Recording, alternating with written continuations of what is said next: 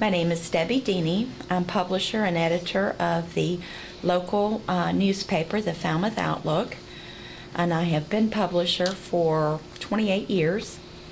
I was here during the 1997 flood.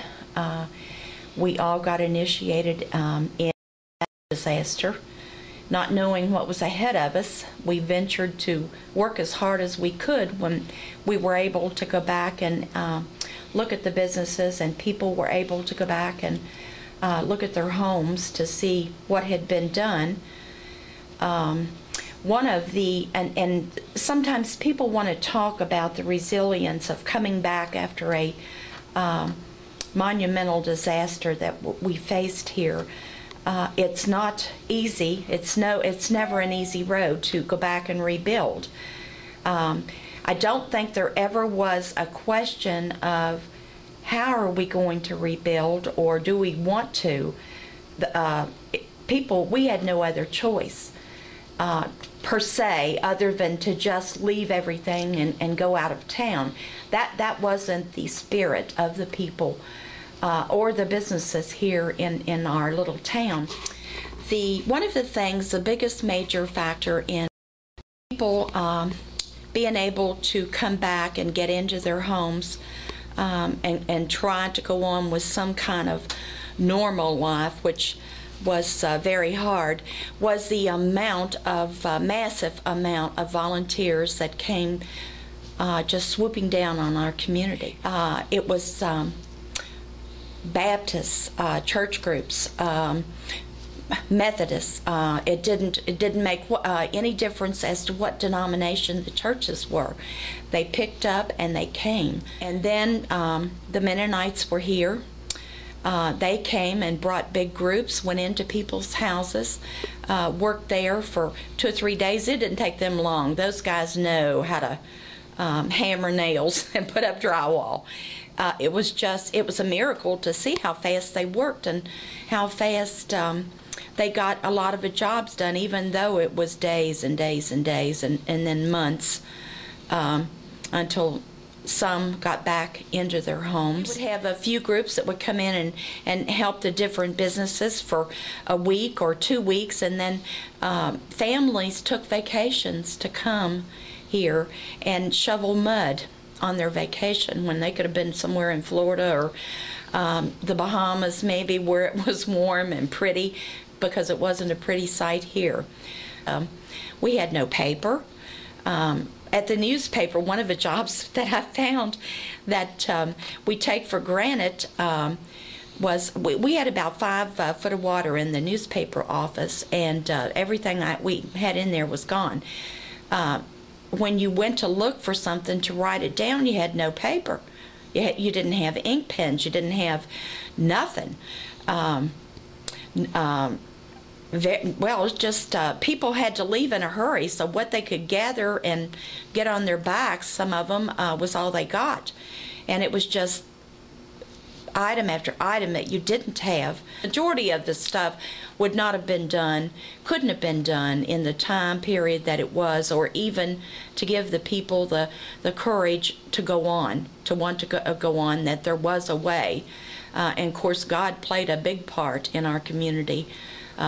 He sent those people to us, and I don't want to take away any of the prayers, because there was many, and many were answered. I think it brought our community, as you go along in everyday life, you forget how much you rely on your family or your friend or whatever.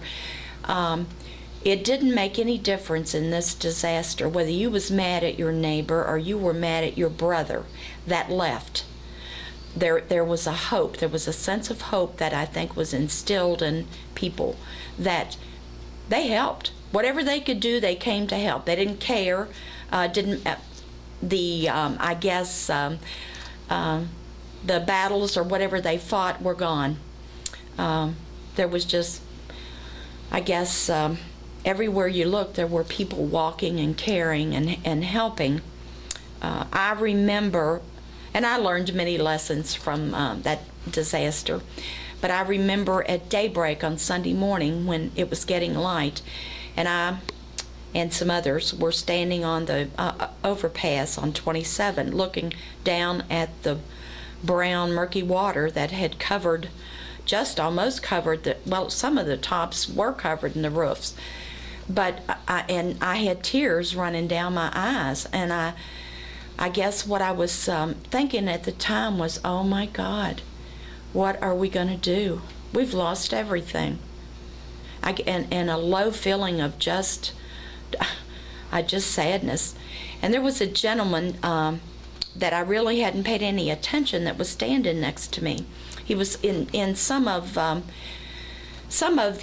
disaster group that had already got here, and he come over and he saw I had tears running down my eyes, and he patted me on the shoulder, and he said to me, I know that you're going to think I'm crazy, and you can't foresee this right now, but he said, I have been to many of these, and it's not impossible. There's hope there, he said, and you'll see as the months and days go by that your community will start to rebuild, and it will be okay.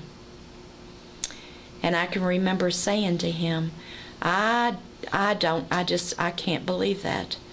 And often in the months and the years after that, I remember that gentleman's talk with me that morning, and he was right. I didn't think we could make the difference that we made and come back, but we did. And like I said, I think of his words every once in a while, of what he said to me. And we live everyday lives today. The economy is some 15 years has not helped a lot on our community, and I'm sure we're feeling the stresses of that, but we'll make it. We'll go on, and we'll survive.